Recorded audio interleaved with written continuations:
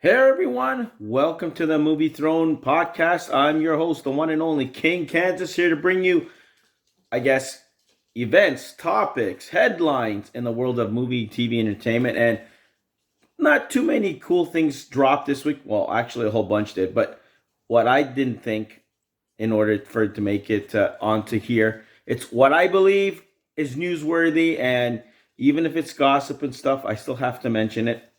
And don't worry, guys.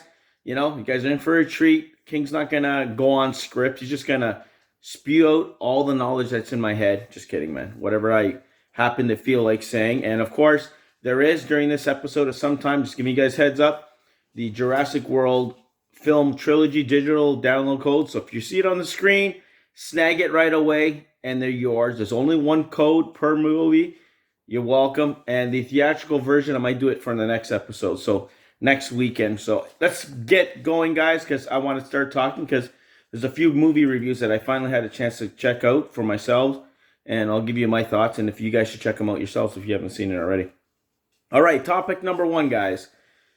Man, oh man, Daredevil on Disney Plus. Has there been so many rumors that have hit the internet, websites, people talking hearsay or hearing hearsay, and speculating of certain actors or characters that might be appearing in the, I guess, fresh start of Daredevil starring Charlie Cox. We know we're going to get Vincent D'Onofrio in there as a kingpin, but now there's a rumor that's circulating and everybody's, going nuts about it, and it's a lot of buzz stirring because of this person. Jon Bernthal's Punisher has been mentioned, that perhaps he might be making an appearance and maybe he'll be tweaked down and making an appearance on the new Daredevil series. And you know what? It's just a rumor right now. There's no truth to it. But if it does happen, I'll be damn happy. I'll tell you right now. I'm not going to lie to you guys. James Bernthal's Netflix Punisher, holy crap, was that down and dirty, but in a damn good way.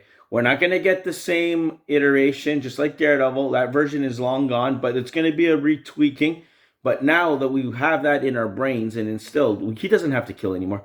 He just needs to show up on the damn screen. No, he doesn't. He still needs to wreck shop, in my opinion. But they could tone him down. It'll work. I don't know how they're going to introduce him or whatnot, but I'm pretty sure if he is a part of it, and it's just speculation, guys, and it's wishful speculation on our part, the fans, but loved his version of the Punisher. I would love to see him appear as the Punisher again. Whether it's going to be the same version, highly doubt it. Is it going to be retweaked? 100%. It's Disney Plus. You ain't going to have him wrecking complete shop and have heads and guts and all that stuff splatter across the screen. Just like what they're going to do with Deadpool, they're going to do with the Punisher. But I'm happy. If it's true, great. I know all you guys are happy. But until it's said by Marvel or studios or Kevin Feige, relax a little bit. Leave me your comments in the comment section. Are you guys excited the potential of Jon Bernthal's Punisher showing up in the Daredevil Reborn Again or Born Again series? Let me know in the comment section below. Okay, enough of that. Topic number two, guys. Okay, people have been asking, King, who would you cast as James Bond? I got a couple of people, the front runners. You got Tom Hardy, Henry Cavill, Idris Elba even, and a whole bunch of other slews. The guy from the Eternals, I can't remember his name, but that lead guy who kind of turned back on all his teams. You even have Snake Eyes himself, the actor who has been mentioned to play him, which I'm down for that. But apparently, the Broccoli family has kind of squashed all of our suggestions a little bit. Even Tom Holland is probably the one that's going to kind of be reasonable based on these demands or considerations that the actor who decides to become the next James Bond has to consider. Basically, the Broccoli family has come out and said that the actor who is going to be considered for the part has to be involved in the franchise for 10 or 12 years of his career. So basically, he'll be playing James Bond for at least 4, possibly 5 films. And that's a big chunk in demand to play the role. So that's what the actors have to ask. And at the same time, guys, there's 2 factors that play in part. One, the age of the actor who's going to be playing Bond, because you can't cast anybody realistically to the from age 40, because he'll be 52, and if he's not like Tom Cruise or someone who's really damn fit to play James Bond, you ain't gonna buy him in the lead role. So that's one.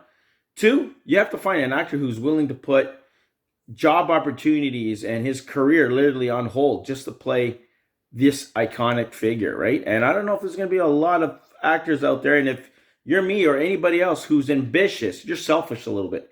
You want to be able to do a little bit here and there. And you see, Daniel Craig was in the role for 15 years, I believe, man. And he's made 5 movies. And it kind of took a toll on him mentally near the end. And you guys know that. It's been stated. He even said it himself. And even the Broccoli's came out and said it. So that's going to be very hard shoes to fill, unless the actor wants to play him for that long and he's down with putting everything else on hold.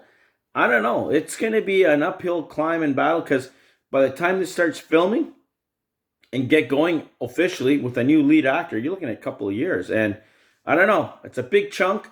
You guys let me know your suggestions of who you think should be play James Bond in the future film franchise.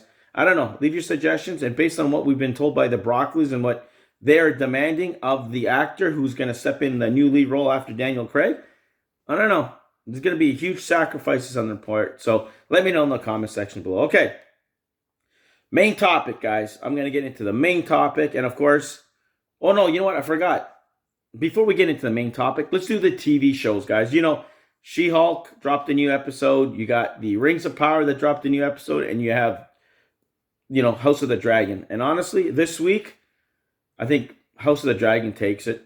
She-Hulk, we got the usual comedic slapstick kind of vibe there.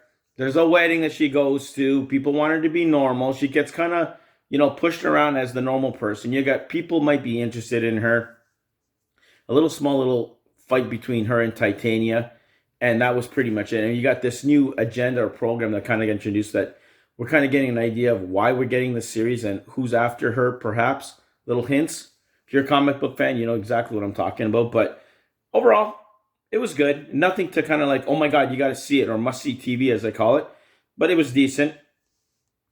Rings of Power, a little bit better than last week's. We got a little bit more of the storyline progression, of course.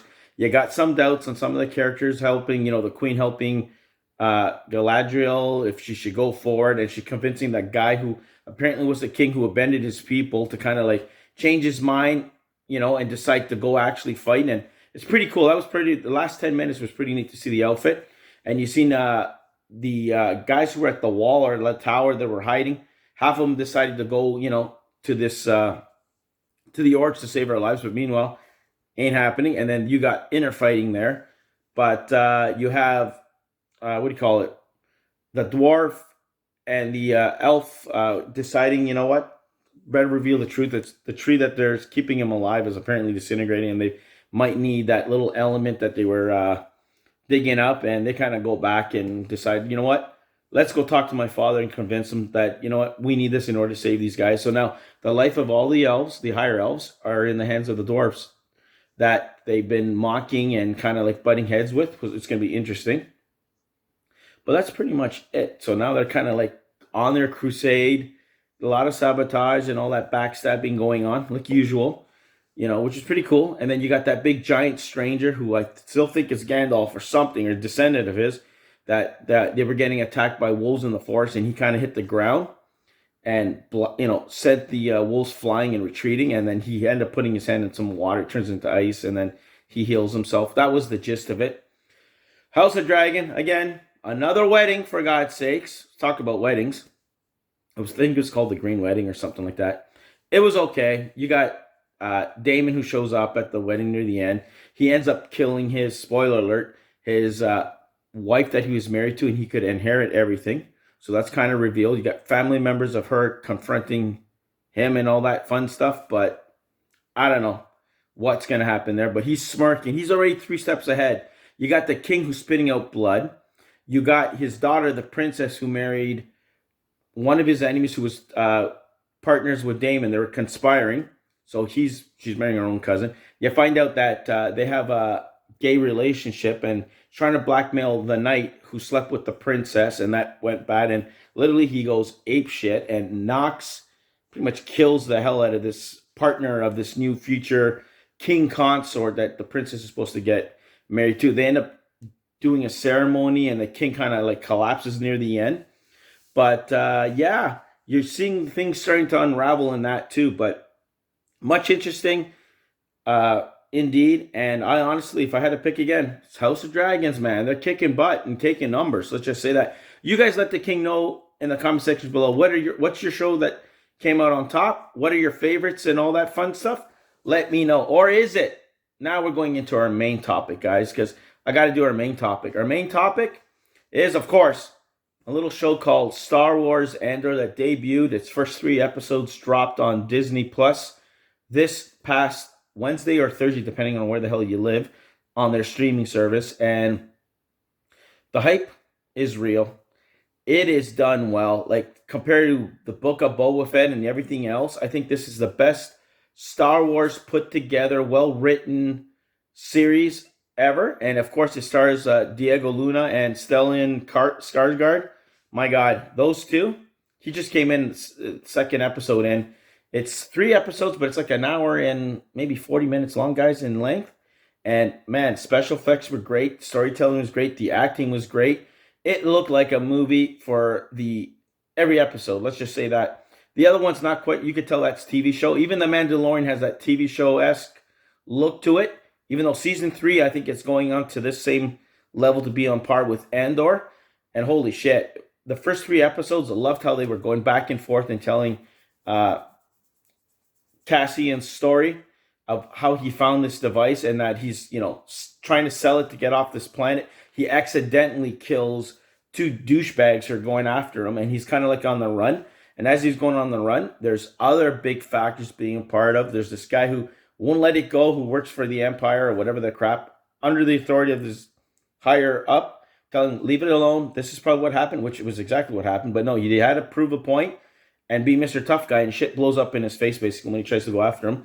Because the buyer is Skarsgård's character, which we find out that he was a part or something. Now he wants to start the rebellion or the mission. Rogue One, guys, this is a prequel to that.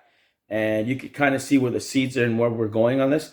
That battle scene in that warehouse with the shit dropping and stuff like that, that was pretty cool. Special effects were great. Actors were great. Totally loved it. I can't wait to see. Is this the best Star Wars series so far? It's only been 3 episodes, guys. My favorite's still The Mandalorian. I don't care what anybody says. It's just something about him and Grogu. Love. But, my God, Diego Luna, sold 100%. Even if you didn't like Rogue One, this is going to sell you. And you're going to end up going and watching that 100%. Because you know where it ends up, guys. You know everybody ends up dead. But the journey there is what's going to pique all of our attentions. But loved it. You guys got to check it out. This is what you call must-see TV. It's almost like must-see TV / movie. Must-see, kind of thing. I loved it. Let the king know in the comment section below your highlights. I know I left a lot of crap out, guys, but I'm not here to do a total recap of everything. If you guys want me to dive into that, you got to talk to me, and then maybe I'll decide to do a show just completely dedicated to these shows individually and stuff. But until then, I'm going to speak my mind here. So you guys let me know in the comment section below. Tell me who came out on top and all that fun stuff, including this series, which I know this is probably number 1, and then House of Dragon and whatever, but you can't compare apples and oranges, guys, in my personal opinion, because everything's different, and all of them did a good job. She all kind of pick up the pace. I don't know when Daredevil is going to show up, but anyways, that was Star Wars Andor, episodes 1 to 3. Go check it out for yourselves. Let me know in the comment section. Okay, guys, before I let you guys go, there's 2 movies that I ended up finally seeing, and they're both starring Matt Damon, so get over it. One's called Stillwater, and the other one's called The Last Duel. And that one starts, of course, Jodie Comer, who's on tap or rumored to play the Invisible Woman in Fantastic Four. We'll see. If it's her, wow, she sold me just her performance in this one. And, of course, Adam Driver as the other guy. Okay, let's start with Stillwater. Stillwater, very good. It was a slow burn. If you like those movies that kind of like, you got to keep on digging and getting information and going along for the ride, and there's a lot of twists and turns, then that's your film. It was much better than I thought it would be, because I wanted to go see this. I was going to maybe go see it in the theater, and I go, no, you know what? I'm going to pass on it. But I liked it. All the actors brought it. It was pretty cool how Matt Damon's character, the father of the girl who was tossed in jail, it almost reminds me of, is it Amy Smart, Rebecca Smart, the girl who went to Italy and she was convicted of killing her roommate. kind of like the same gist of this. I don't know if there's any truth to this, which I think is based on true events and stuff like that, because they had the blurb at the end, updates on the actors and the people who portrayed them, kind of thing. And yeah, you kind of learned that she did. Spoiler alert! Spoiler alert's on there. That she did do it, and he kind of figures that out, and he pretty much lost everything because he wanted to reconnect with his daughter throughout the whole thing. He was never there for her. He was like a deadbeat, lost a mother and all that shit, and then he meets someone else, falls for her and the kid, and then there's a big reveal, and she covers his tracks, and they kind of go their own way, and he ends up back in Stillwater with his daughter on the porch, and pretty much back to where he is then, thinking about this chick that he lost. But satisfying. You guys will enjoy it. I know you will. Would I recommend you? Oh my God, you have to see this? No, but I definitely think it's worth your watch. If you like Matt Damon, you're gonna love the film. I think you're gonna enjoy it. Okay, his other film, The Last Duel. This is one that I heard reviews that people are, oh yeah, it's good, it's bad, and all that. And I'm like one of those, oh no, here's another love triangle, and because I got the gist of what it is. I seen the trailers, wasn't too fond of it, but once you do watch it, you're hooked. Like, I enjoyed it. I don't know what people are bad mouthing this damn film. It's not the greatest damn thing out there, a masterpiece that people are making it sound like, and it's not a pile of crap that people have been saying it is. All the actors brought it. Every person played the part, and the what thing I think people were crying about is that there's three different perspectives in the film. You start off with Matt Damon's perspective of how things went down. Then you had Jodie Comer's interpretation, I think it is, and then Adam Driver's, then Jodie Comer's was last, of how it got to where it is right now. And basically, it ends up with Matt Damon's character, who's been wrongly, I guess, what do you call it? Treated, if you want to call it that. Like, he did so much, and then he kind of got tossed aside for Adam Driver's character, which you find out he is kind of like a creep, or maybe he's not, based on whose story you believe. And it leads up to them confronting each other to the death. And the way it is, basically, is they had a kid, Matt Damon's thing's kid, and basically, if Matt Damon wins, they both live, and she's proven innocent, that she, what she accused Adam Driver's character of. And if Adam Driver characters wins, then even if Matt Damon's character dies in battle, she also dies, and that's all she wrote. That's justice. And at the end, like, everything worked out. I didn't know which way it was going to go until the absolute maybe 10 minutes of this thing. And because there's during that last battle scene, holy shit, Matt Damon took a lot of damage, and he was the better fighter, but Adam Driver put up a damn big fight. And you think, oh, slicing a big artery in his leg, that he was going to go down? No, man, he ends up damn surviving it. And she's set up free. She's, whatever. And then she outlives him. He ends up dying in battle 2 years later or something. Spoiler alert. And she lives happily on the thing with her kid, watching him grow. And that's all she wrote. But I loved it. Ben Affleck's in it too. He's like that, I don't know, you want to call it king wannabe, what kind of guy that Adam Driver and all these guys are under in this territory for the King of France kind of thing. But look good. I liked it. I liked the way it was told. Yeah, it could have been better. Trust me, every film can be better. But it's the vision that they were aiming for. They delivered across the screen. There's no confusion. There shouldn't be no confusion. But it deals with serious relationships and accusations of a person, being raped. And back in the day, woman was like second-class citizen, that you never took the word of a woman. And this guy decided to stay by his wife's side, believe her or not, and got some justice out of it. And I think it's perfect. So I don't know. Those are my two quick reviews of Stillwater, starring Matt Damon. The Last Duel, starring Matt Damon, Jodie Comer, and Adam Driver. You guys let me know in the comment section. Did you guys watch any of these things? Did you like them? Let me know in the comment section below, and I'll be more than glad to respond. Tell me your favorite moments if you hate them, or other suggestions. But trust me, the King watches stuff on a regular basis. It's just too much. I don't need almost like an entire show and hours to say what the hell. I actually watched 4 or 5 movies. I watched a whole bunch, but gotta narrow it down, guys. So there you go, guys. That is this week's podcast episode of the Movie Throne. Good luck to whoever snagged those Jurassic World Trilogy digital downloadable codes. You're welcome. Enjoy that. And tune in next week for the final one, the theatrical version. There's a digital code for that too, which was surprised. I haven't seen it, so I'm going to end up seeing it and see if it improves the film anymore. I don't know. We'll see. Sometimes it makes it worse because it just drags on and on. But like me, like the king rambling. But for the most part, that's this week's episode on the movie throne. Stay off the king's throne, and I'll see you guys next week. Where? Right here on YouTube land. Be the hell good. Now go watch some movies. Take it easy.